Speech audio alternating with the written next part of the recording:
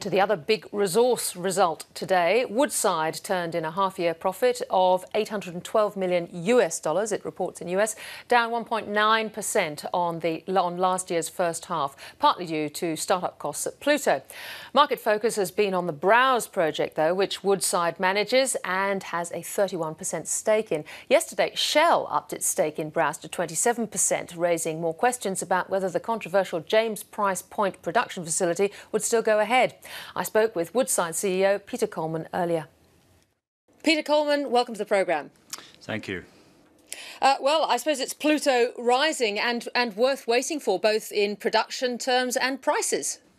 Well, it's been tremendous for us. It really is a step change for Woodside. So we're really pleased with the performance of Pluto to date, and we're really pleased that we have it in our portfolio. So it's going to provide that growth platform for the future that we've long talked about, and we're really enjoying it today. Now, your share price is down, I think, 3.5%, 3.7%. Do you think that is because of the outlook on Pluto, that it has little organic opportunity for growth? I think there's some sentiment out there that said the market was hoping we'd announced today that we would have an equity expansion train at Pluto, but we've been talking to the market for a long time about the difficulties of doing that. So I would suspect many of the analysts out there were not surprised with what we told them this morning. You talked also today about a shift in exploration strategy, and you're well cashed up, your leverage is at 25%. Where do you see the growth coming now, both exploration-wise and M&A-wise? Well, we are in an excellent balance sheet position, not only from a revenue point of view, but from being able to manage our debt capacity as we move forward. The ratings agencies re-rated us earlier this year and put us on a stable outlook, which was very positive for us. And so as we look at our capacity to go and pursue additional projects, opportunities, exploration, M&A, we really are in good shape. Where does that take us? Well, we think it needs to take us more globally, a broader portfolio than the portfolio we have today. As we mentioned in the call this morning, that'll take us to the Americas. It's going to take us into Southeast Asia, and we've already talked about the Eastern Mediterranean. Can I move to Browse? You pointed out those three happy faces in the signing ceremony of your sell down of part of Browse to Mimi, yourself and the two other Mimi chiefs. This latest Chevron Shell deal, you say, justifies the value that you put on the sale to Mimi. Were you also smiling in that photo because of the dilution of risk on the project? Well, we said to the market on many occasions that as we looked at our balance sheet and moving forward, we could handle the capacity of Browse. Our balance sheet could handle the debt capacity of Browse over a period of time. But we also said that to stay at that sort of equity level potentially meant that we could not pursue other opportunities and didn't really allow the fluctuations in commodity prices that we may see into the future. So we just thought it was a prudent opportunity for us to bring forward the value of Browse, be very clear in the marketplace as to what we saw that value was, and just as importantly, bring on a really an outstanding partner. Peter, there have been questions about the cost of James Price Point, its development. Some analysts are looking at, I think, around $40 billion.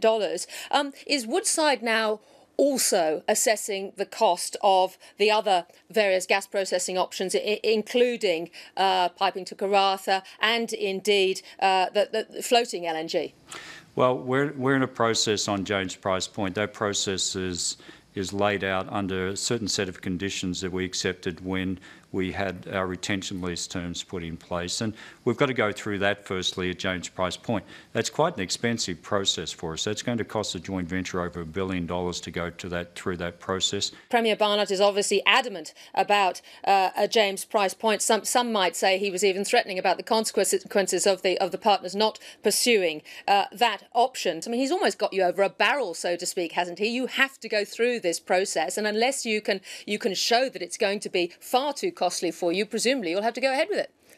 Well, what I said today is it's really pleasing to have a state premier that is really very supportive of a development concept, a concept that's been out there now for a few years, and to ensure that the state agencies are behind that concept as well. You now have a company like Shell with a much larger stake in the development. Do you think that that will give the partners and indeed Shell greater sway as to where the gas processing hub is located?